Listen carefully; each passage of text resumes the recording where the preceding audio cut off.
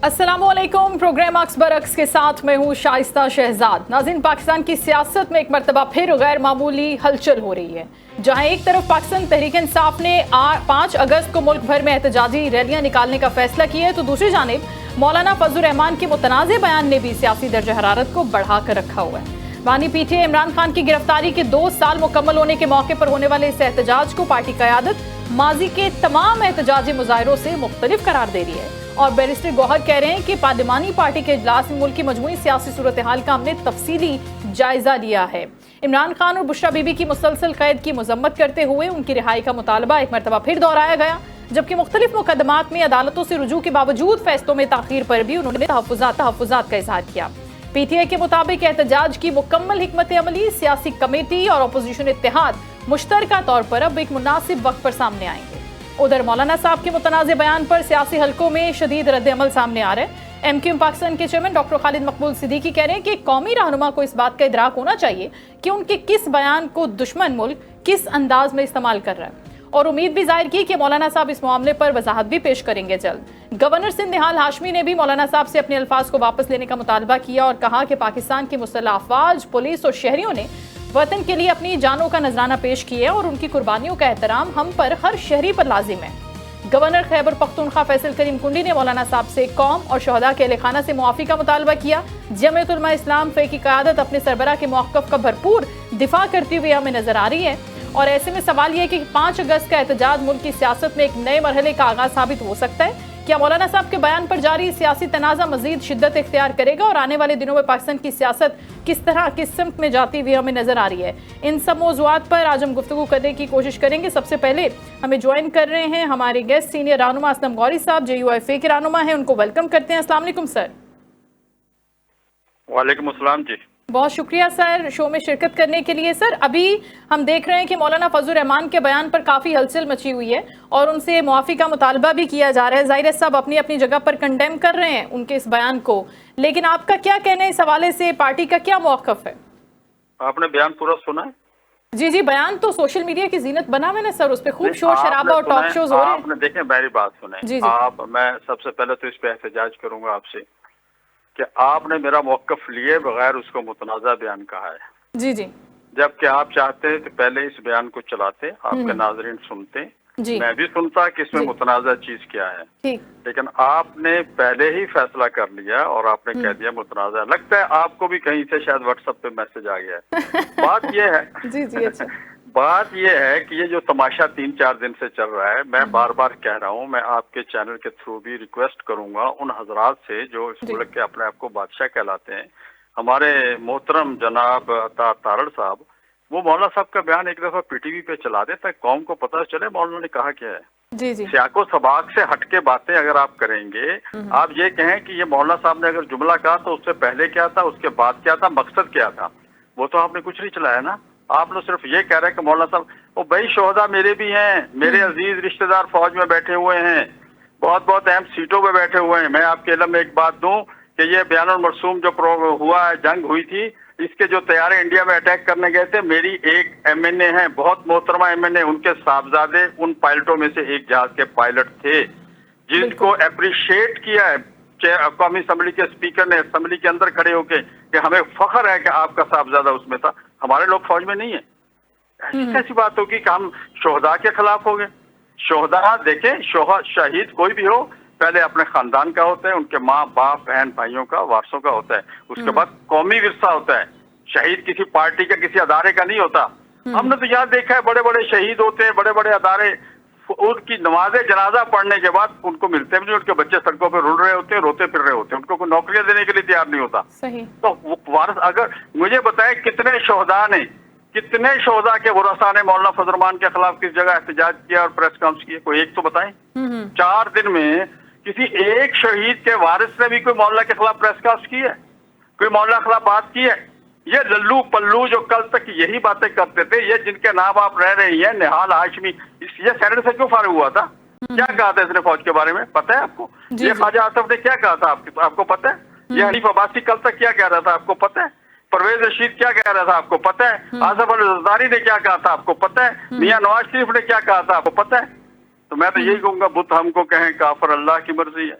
अब ये दिन भी आने थे कि ये मुल्क के वफादार और हम दुश्मन हो गए। कल हमारी क्यादत में तहरीकें चल रही थी, हमारे पीछे हाथ बांध के खड़े होते थे, हमारे सामने इजलासों में बैठ के आंसुओं से रोया करते थे। आज इनको हम मोहब्बत बता नहीं रहे। मौलाना फजल रहमान भाई, शहीद मेरे भी हैं, शहीद फौज में अंदर हो, फौज से बाहर हो, सिविलियन हो या वर्दी वाला हो, शहीद जहां भी शहीद होता है वो पूरी कौम का विरसा है, पूरी कौम की अमानत है। कोई शहीदों का ठेकेदार ना बने, मुझसे ज्यादा मुल्क का कोई वफादार नहीं है। इसमें कोई शक नहीं है।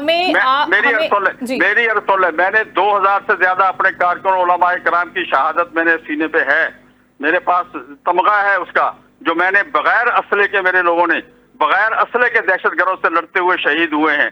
और दूसरी तरफ वो हजरात शहीद हुए, मैं उनको भी सलाम करता हूँ जो असले के साथ लड़ते हुए शहीद हुए हैं। मेरे लोग तो खाली जहन, खाली हाथ, सिर्फ उनके बयानियों के खिलाफ लड़ते हुए शहीद हुए हैं। तो मेरी शहादतों को जाया करते हो, मेरे कारकुनों की शहादतों को जाया करते हो। मेरे 3 MNA शहीद हुए, उनको जाया कर रहे हो। मेरे एक अभी लेटेस्ट MPA शहीद हुए, उनको जाया करते हो। जुल्म ना करो, ये जुल्म अच्छा नहीं है। पाकिस्तान है, ये दिन बदलते रहते हैं। आज आप हुकूमत में, कल नहीं होंगे। ये जहन में रखें कि जब आप हुकूमत में नहीं होते तो फिर आप, मैं तो कहता हूँ ये हमारे जितने भी ये बड़ी पार्टियां जो हैं, चाहे पीपल्स पार्टी हो, चाहे मुस्लिम लीग नून हो, मैं कहता हूँ कि ये मेरे बहरानों के दोस्त हैं। ये बहरानों में मेरे दोस्त होते हैं, बाद में इनके गर्दों में सरिये आ जाते हैं। अल्हम्दुलिल्लाह हम कल भी वहीं खड़े थे जहाँ PDM पे खड़े थे, आज भी उसी जगह पे खड़े हैं। ये इक़्तिदार के भूखे थे, इक़्तिदार में चले गए। बिल्कुल यही बात मैं आपसे करना चाह रही थी कि ये वही लोग हैं जो आप की इसके ऊपर सवाल उठा रहे हैं, कंट्रोवर्शियल बना रहे हैं, मुआफ़ी का मुतालबा कर रहे हैं, जो आपके दोस्त थे जिन्होंने PDM का सरबराह बनाया खुद मौलाना साहब को। और आज वही लिस्ट है, अगर आप नाम बिल्कुल देखेंगे जिनके नाम आपने भी लिए फर्दन, ये वही लोग हैं। और आप बिल्कुल सही कह रहे हैं कि जब ये इक़्तिदार में हैं तो फिर इनको इस तरह के बयानात से थोड़ा सा गुरेज करना चाहिए।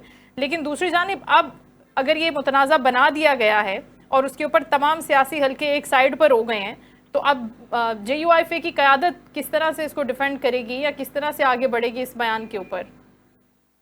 देखें, मैंने फिर अभी पहले भी अर्ज किया, अभी भी कह रहा हूँ, इस बयान को चला दें, PTV पे चला दें, पूरी कौम सुन ले। 55 मिनट का बयान है, पूरी कौम सुन ले, फिर कौम फैसला कर दे। हम हाजिर बैठे हुए हैं हम। लेकिन जब तक हमें देखें, मुजरम कोई भी होता है, अदालत में आप जाते हैं ना, किसी केस में भी आप पर फर्द जुर्म आयद होती है कि आपने ये जुर्म किया है। इसके बाद फिर सजा का तयन होता है कि आप माफी मांगते हैं या आपको ये सजा देते हैं। यार कौन लोग हैं वो? आप कैसे आप हम पे फर्द जुर्म आयद कर रहे हो? आप होते कौन हो? आप अपने आप को कैसे जज बना लिया आप लोगों ने? आप हमें कुछ साबित तो करो कि हमने ये जुर्म किया है। अगर हमने जुर्म किया है, हम कौम से ही माफी मांगेंगे, हम वतन से ही माफी मांगेंगे। ऐसी बात नहीं है। ये इन्होंने गलत बयानी से काम लिया है। तकलीफ कोई और है तो खुल के बताए ना। मैं एक बात पे हैरान हूँ, चलो जिनका तो आपने नाम लिया सियासतदान है, मैं दूसरी तरफ हैरान हूँ कि क्या इतनी ये बयानियां बनाने वाले इतने बेचारे इतने ज़ईफ हो गए या इतने बेवकूफ हो गए या इतने कमजोर हो गए कि उनको अपने लिए ताहिर अशरफी, फयाजुल हसन चौहान और ओन चौधरी और हिना परवेज भट्ट जैसे लोगों को वकील बनाना पड़ा अपना। शर्म की बात नहीं है? इनको तो गली वाले मोहल्ले वाले पानी का गिलास नहीं पिलाते, जिनको उन्होंने अपना वकील बना लिया है। क्या हो रहा है भाई? मौलाना फजल रहमान के 50 लाख कारकुन इस वक्त उनके हाथ से बैतशुदा हैं, पर्ची कटी हुई है। इलेक्शन कमीशन में एक आदमी की शनाख्ती कार्ड कापी जमा है 50 लाख लोगों की। लेकिन मैं सुबह अगर ऐलान कर दिया, सिंध में 12 लाख है मेरे, पंजाब में 10 लाख है मेरे, इस तरह KP के और वहां है। अगर मैंने 1-1 लाख आदमी भी एक शहर में बिठा दिया तो फिर हुकूमत कर लेंगे ये लोग? तो गौरी साहब, अब तो मुकदमात का सिलसिला आज शुरू हो गया ना, तो फिर अब अदालतों में पेश भी होंगे, फिर ये सब लोग कारकुनान भी साथ जाएंगे, फिर आगे क्या करना है? अब आप कह रहे हैं कि हम तो माफी भी मांग लेंगे, आप एक बार बयान चला दें, आप खुद उसको एक बार देख लें कि उसमें ऐसी क्या चीज है। अब तो धड़ल्ले से मुकदमात भी दर्ज हो रहे हैं ना मौलाना फजल रहमान साहब पे।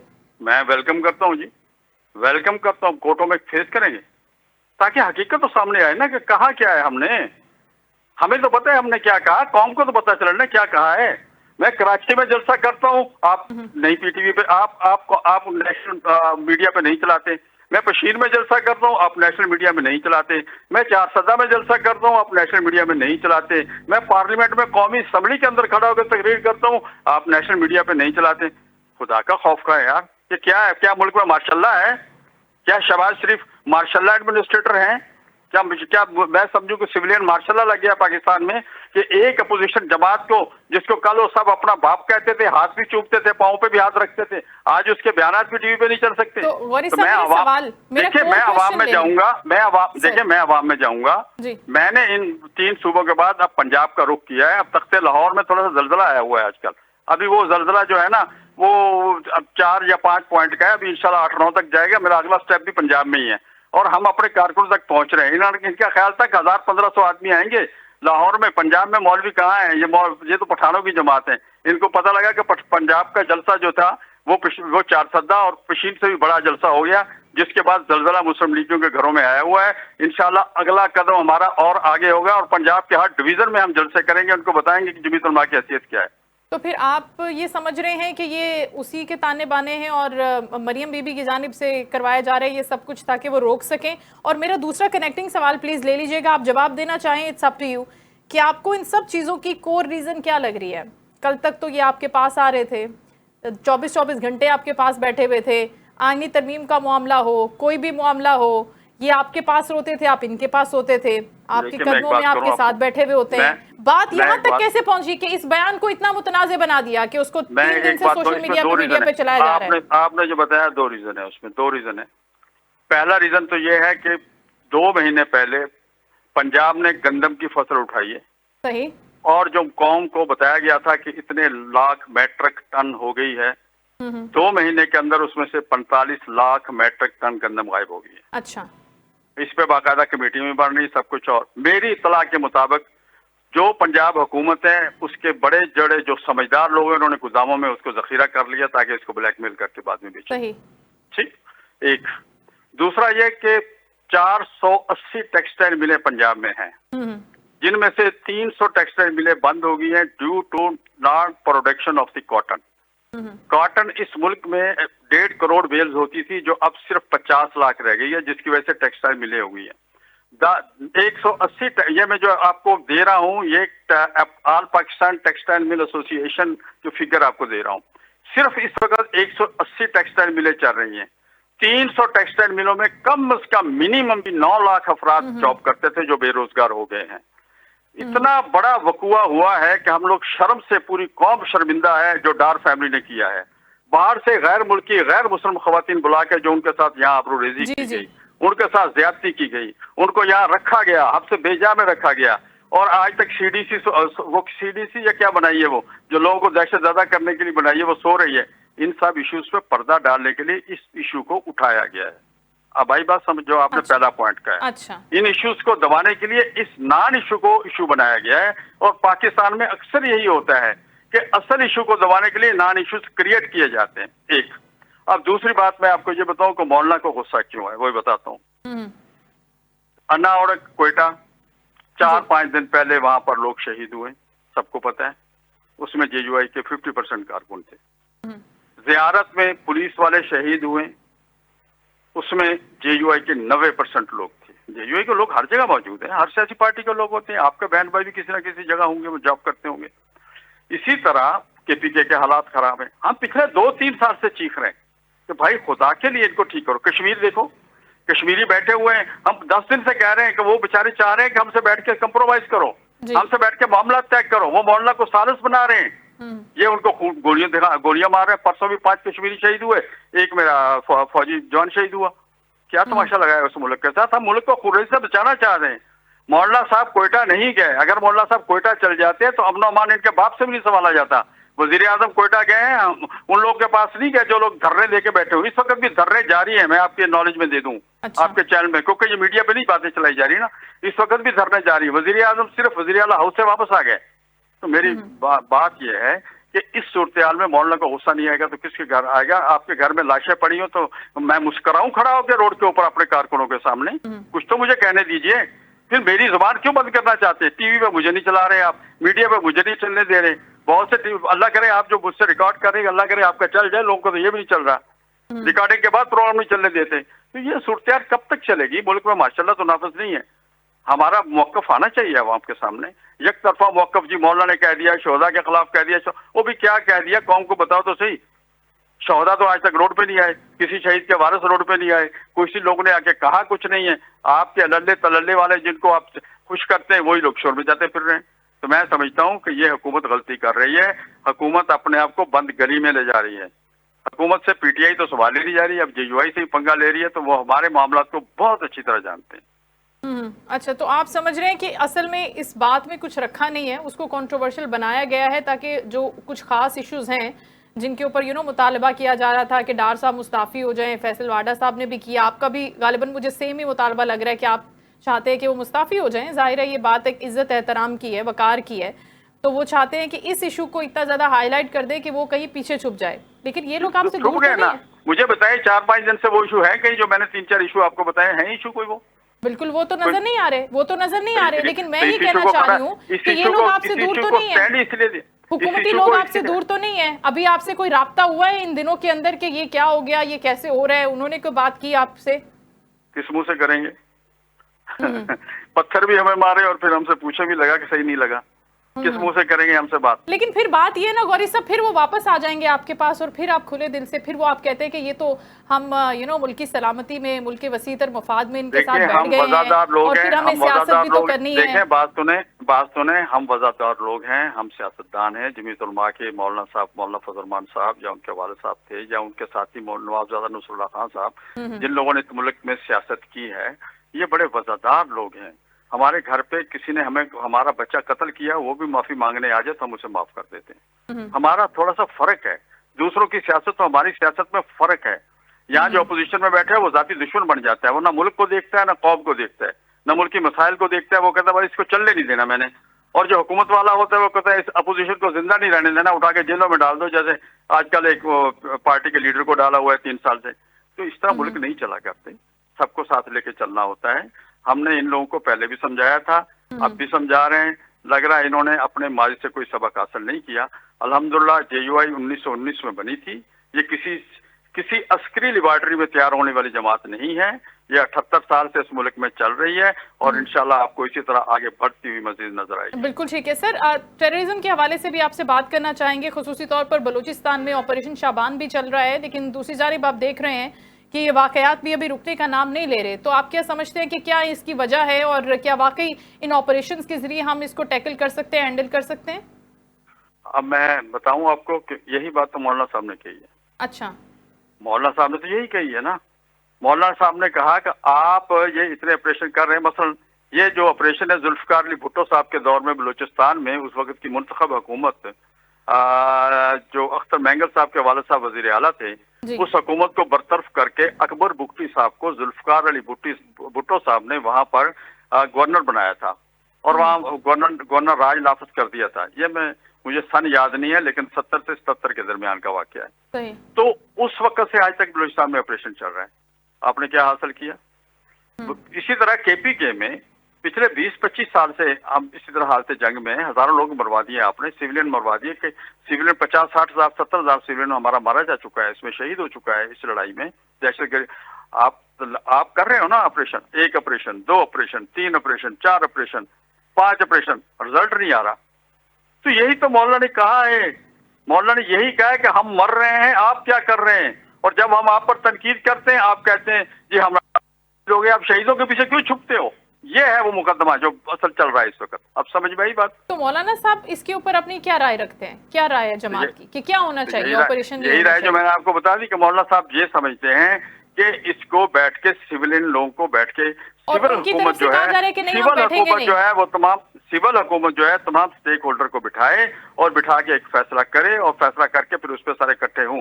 ये ऐसा ना हो कि हम तो वज़ीर आज़म को 1 साल से कह रहे हैं कि आप इन कैमरा इजलास बुलाओ, इन कैमरा इजलास बुलाओ, इन कैमरा इजलास बुलाओ। वो तो इन कैमरा इजलास ही नहीं बुला रहे, उनके पास तो टाइम ही नहीं है। कभी वो ईरान होते हैं, कभी अमेरिका होते हैं, कभी कहीं होते हैं, दुनिया के मामला हल करते फिर रहे हैं। घर में आग लगी हुई उनको नजर नहीं आ रही।